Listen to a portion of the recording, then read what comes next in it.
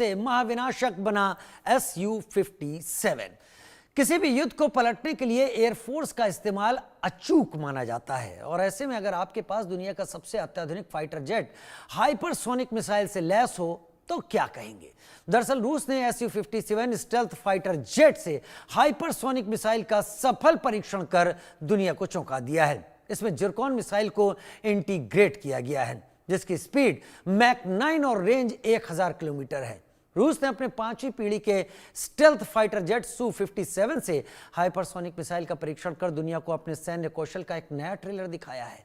तो क्या भारत इस फाइटर जेट को खरीदने में दिलचस्पी दिखाएगा? इस सवाल पर आगे चर्चा करेंगे, लेकिन पहले एक रिपोर्ट।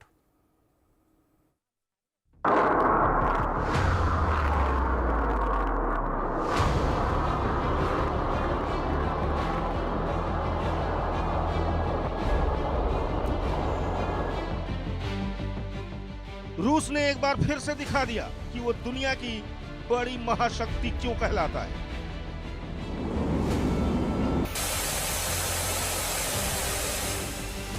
रूस ने Su-57 स्टेल्थ फाइटर जेट से हाइपरसोनिक मिसाइल का परीक्षण कर तबाही का ट्रेलर दिखाया है। सोचकर देखिए कि अगर किसी स्टेल्थ फाइटर जेट से हाइपरसोनिक मिसाइल को लॉन्च किया जाए तो क्या अंजाम हो सकता है।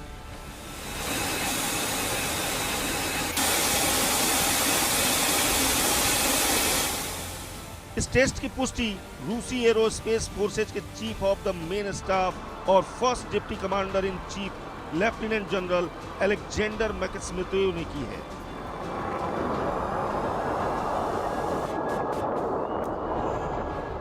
जिरकॉन एक हाइपरसोनिक मिसाइल है जिसे सबसे पहले रूस की नौसेना में 2023 में शामिल किया गया था। रूस ने अपनी हमलावर पनडुब्बियों में जिरकॉन मिसाइलों को इंटीग्रेट किया है।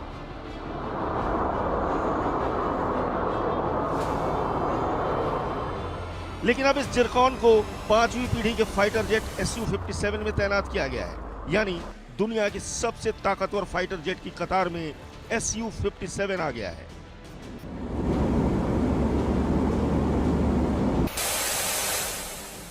और रूस ने इसके जरिए चुनौती अमेरिका और पश्चिमी मुल्कों को दी है।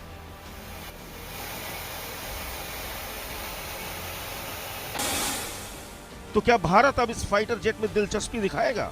क्योंकि भारत ने अभी अमेरिका से F-35 को खरीदने से इनकार कर दिया है और अगर भारत इस फाइटर जेट को खरीदता है तो यह भारतीय वायुसेना की ताकत को नई ऊंचाइयों पर ले जा सकता है। Bureau report, India news.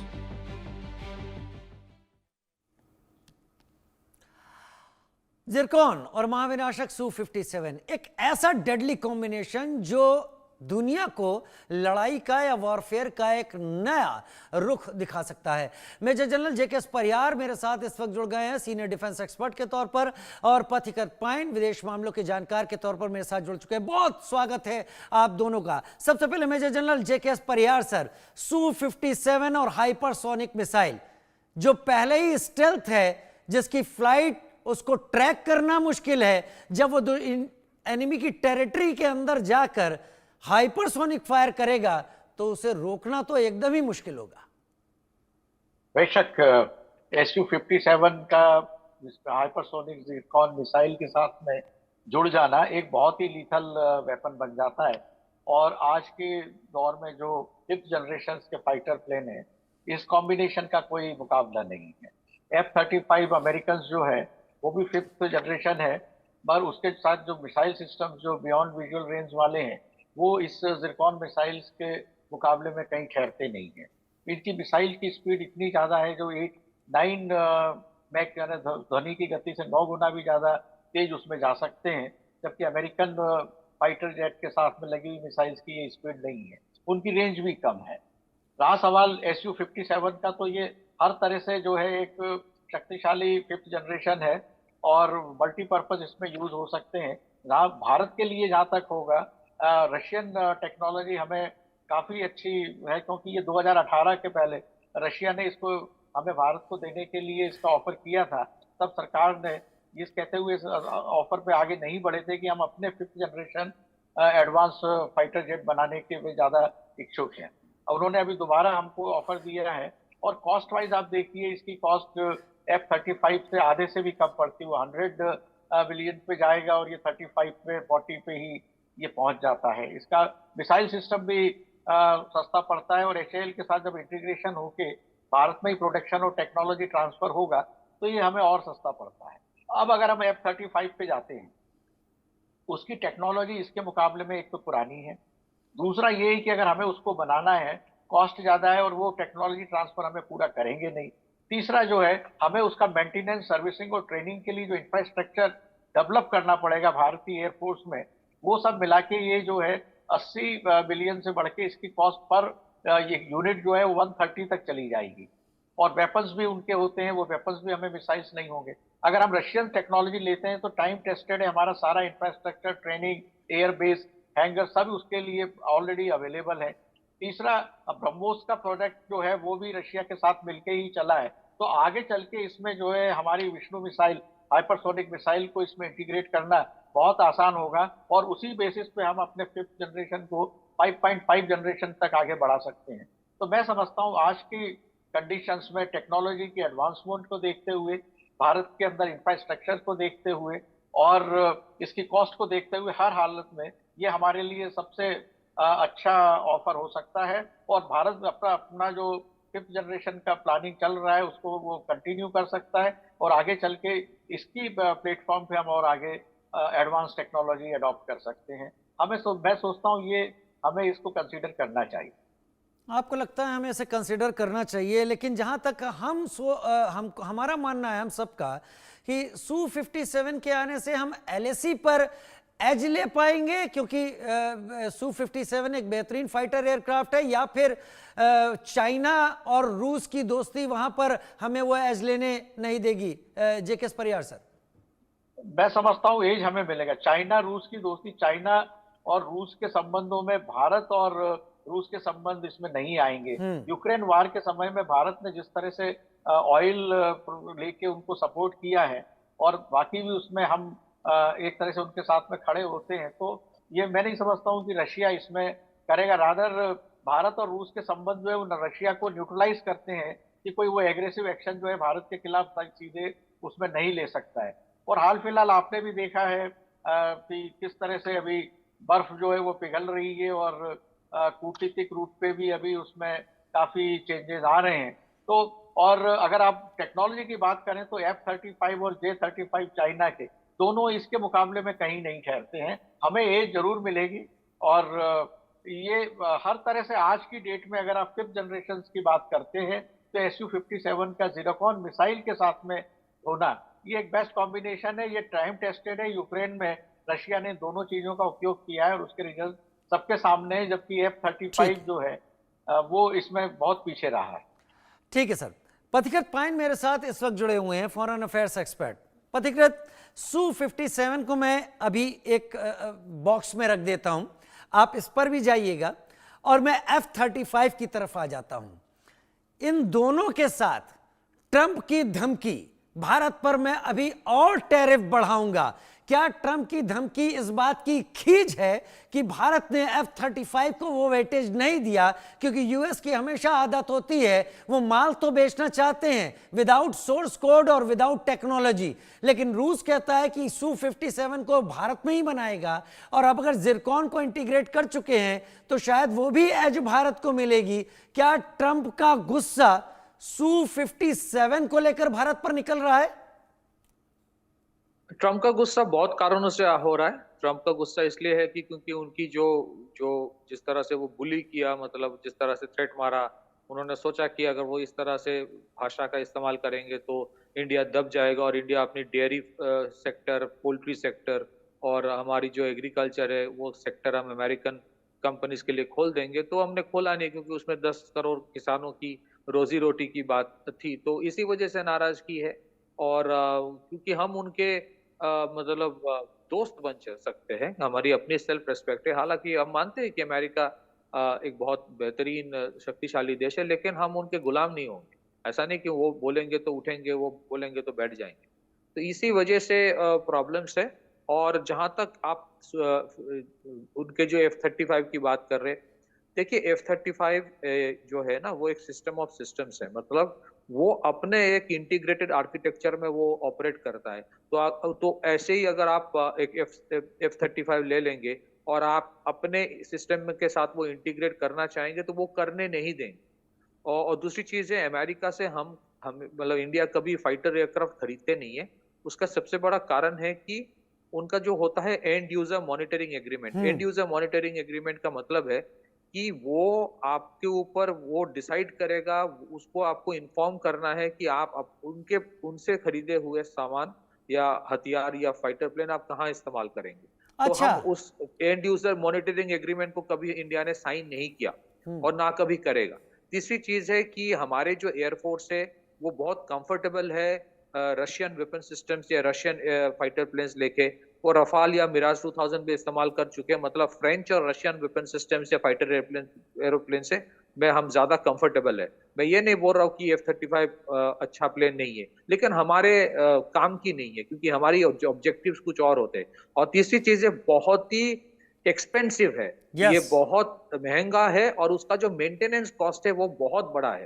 अगर आप उनके लाइफ साइकिल मेंटेनेंस कॉस्ट देखेंगे, उनके जितने सारे F-35 उन्होंने अपने देश के लिए खरीदा है over a period of 30-40 years, उनका जो मेंटेनेंस का खर्चा है वो $1 ट्रिलियन आने वाला है। और इसको लेके उनके कांग्रेशनल हियरिंग हुई थी कि इतनी महंगी प्लेन लेके हम करें क्या। अब देखेंगे यूनाइटेड किंगडम का एक प्लेन यहाँ पे आके जी। जा ही नहीं रहा था। हम्म। तो जा ही नहीं रहा था। वैसे ब्रिटिशर्स जो है यहाँ छोड़ के, भारत छोड़ के जाना नहीं चाहता है, तो वो प्लेन भी आ गया और जाना नहीं चाह रहा था। तो उसके मेंटेनेंस, आप सोचिए प्लेन आके गिर बैठ गया तो बैठ गया। तो ऐसे नहीं होता है।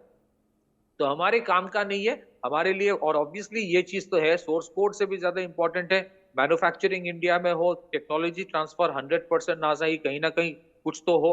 और तीसरी चीज है, इंडिया जो अपने वेपन्स इंटीग्रेट करता है, कोई भी प्लेटफॉर्म खरीदता है चाहे फाइटर प्लेन, वो अमेरिका जनरली अलाउ नहीं करेगा। एग्जैक्टली। उसी के लिए सोर्स कोड की जरूरत होती है कि अगर आप अपना ब्राह्मोस, अगर आप अपना जो और भी मिसाइल सिस्टम से आप इंटीग्रेट करना चाहो, वो आपको अलाउ नहीं करेगा F-35 में। मतलब F-35 खरीदेंगे तो हर तरह का मिसाइल सिस्टम उनसे खरीदना पड़ेगा। वो आप अपने नेटवर्क में उसको इंटीग्रेट करने नहीं देगा। उसका महंगा होगा, एक्सपेंस बहुत महंगा होगा। और सबसे बड़ी चीज, उससे परमिशन लेके आप इस्तेमाल कर सकते हो। वो बोलेगा मैं आप मेरे मित्र देश के ऊपर इस्तेमाल नहीं कर सकते। कल अगर ऐसा बोल दिया कि आप पाकिस्तान के ऊपर इस्तेमाल नहीं कर सकते, वो मेरे मित्र देश है, तब तो मुश्किल है। तो ट्रम्प साहब जो है उनको भी समझना चाहिए किस वजह से इंडिया उससे फाइटर प्लेन नहीं खरीदते। हम कुछ और खरीदते हैं। हमने उनसे ट्रांसपोर्ट एयरक्राफ्ट खरीदा, पीएटआई पोसाइडन जो मेरीटाइम सर्वेलेंस है वो खरीदा, उनसे शिनूक हेलीकॉप्टर, उनसे अपाचे हेलीकॉप्टर खरीदा गया। वो अच्छे वेपन सिस्टम्स है। मैं ये नहीं बोल रहा हूँ कि वो खराब है। लेकिन जिस तरह से अमेरिका का रवैया फिलहाल चल रहा है, जिस तरह से लाइट कॉम्बैट एयरक्राफ्ट के जो तेजस की इंजन लेके प्रॉब्लम चल रहा है, इंजन हमने उनको कॉन्ट्रैक्ट दे दिया, अभी तक 2 आया है, तो पूरा प्रॉब्लम है। तो इस सिचुएशन में सप्लाई चेन का प्रॉब्लम जहां पे है, मुझे लगता है एयरफोर्स को अगर आप पूछे तो वो बोलेंगे हमारे लिए रशियन प्लेन से हम ज्यादा कंफर्टेबल या फिर फ्रेंच प्लेन से। वाकई। ये और इसी मुझे पता है। और इसीलिए परेशानी ट्रम्प की बढ़ती जा रही है। ट्रम्प को लग रहा है कि वो अपने देश के लोगों को जो फॉरेन के जरिए जो कमाई दिखा सकते थे और भारत जैसे बड़े मार्केट से, वो शायद भारत के जरिए दिखा नहीं पा रहे हैं। ऑयल के मामले में भी ज्यादा वेटेज रूस की तरफ जा रहा है, तो ट्रम्प का बौखलाना लाजमी है। लेकिन major general JK Pariyar sir, and user monitoring agreement, मैं Su-57 के बारे में भी आपसे जानना चाहूंगा। क्या भारत Su-57 को लेकर सीरियस होता दिख रहा है?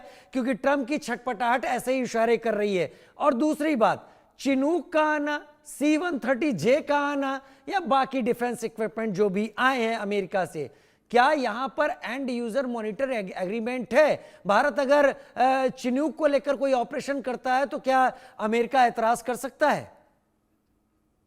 देखिए, टेक्निकली वो इस पे काफी इसमें दम रखते हैं, और मैं नहीं समझता हूँ कि हमारा कोई इस तरह का कॉन्ट्रैक्ट एंड यूजर का उनके साथ इसमें हुआ है। बट वो F-35 फाइटर प्लेन के लिए हमेशा करते हैं।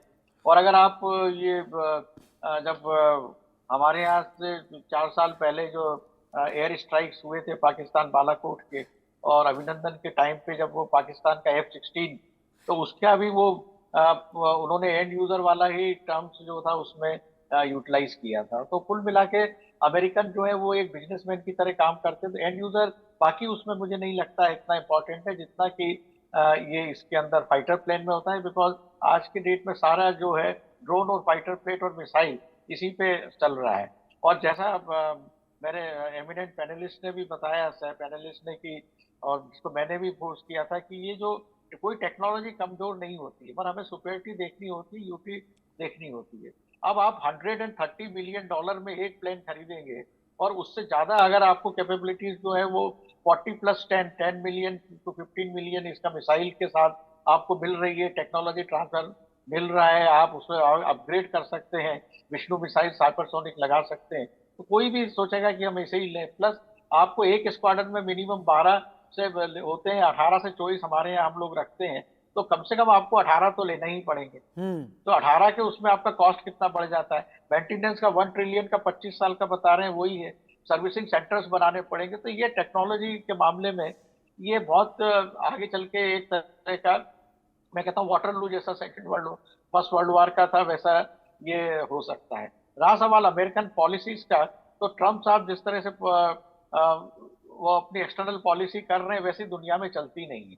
और भारत पहले भी दिखा चुका है, 70s के टाइम पे भी जब हमारी इकोनॉमी इतनी स्ट्रांग नहीं थी, तब भी हमने अमेरिका को मुंह तोड़ जवाब दिया था। उसके बाद में न्यूक्लियर डील को लेके और ये सारे हमारे डेयरी प्रोडक्ट्स और फार्मिंग को जो वो बायोलॉजिकल सीड्स लाना चाहते थे, तब भी हम रुके थे। तो भारत का रुख बिल्कुल स्ट्रिक्ट है, और अमेरिका इसी तरह की भाषा समझता है। क्या अगर आप ट्रम्प दबेंगे तो वो क्या दबाते सर जाएंगे। ट्रम्प इस बात का प्रेशर डालने की कोशिश कर रहे हैं कि भारत रूस के साथ Su-57 की डील पर आगे ना बढ़ पाए? वो भारत को जो करना है वो करके रहेगा। ट्रम्प साहब जितना दबाव डालेंगे उन्हीं का नुकसान होगा।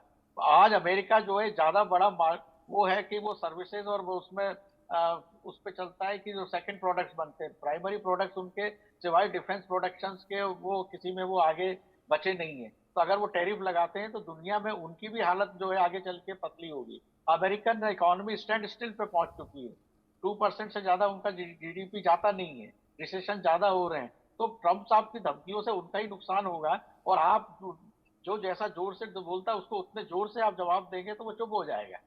ट्रम्प साहब कुछ नहीं करने वाले, धमकी देते रहेंगे। और ये एक बात पक्का है, क्योंकि जो हमारे यहाँ जो एयरफोर्स और आर्मी के जो जो इसमें सोचते हैं, जो थिंक टैंक्स हैं, डिसीजन मेकिंग है, उन्होंने सरकार को अच्छी तरह से पहले ही बता रखा होगा कि F-35 और Su-57 में हमें क्या एडवांटेजेस हैं, और F-35 लेना यानी एक तरह से कचरा उठाना और पैसे ज्यादा देने वाली बात है। वो पीयर प्रेशर भी जो है हमारी डिप्लोमेटिक फोर्सेज और पीएम को डिसीजन लेने में सपोर्ट करती है कि हमें क्या लेना चाहिए। और मुझे लगता है कि जब हमने एक तरह से उनको डिक्लाइन कर दिया F-35, अब F-35 हमारे यहाँ आएगा नहीं, आएगा तो ये Su-57 विद ज़ीरोकॉन मिसाइल आएगा, with technology transfer, upgradation with Indian missile, यही होगा और यही अच्छा है। और सरकार करके रहेगी। मैं नहीं समझता हूँ कि हमें हमारी सरकार की ताकत में कोई किसी तरह का तो कोई शक करना चाहिए कि वो ट्रम्प के दबाव में आ जाएंगे।